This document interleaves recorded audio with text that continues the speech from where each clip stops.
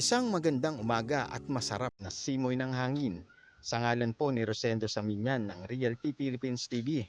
Ito po si Jem, ang pansamantalang maglilingkod at maghahatid sa inyo ng magagandang properties. At welcome muli sa Realty Philippines TV.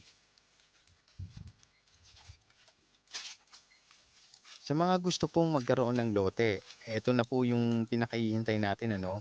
Meron po tayong 500 square meter dito. Meron na rin po yung linya ng tubig, kuryente at internet. And tabi na rin po siya ng kalsada. At higit po sa lahat, meron na rin po itong titulo. Kung gusto niyo pong malaman ng iba pang impormasyon, may pag-ugnayan lang po kayo sa mga numerong naka-flash po dito sa video ito. Okay? Marami pong salamat.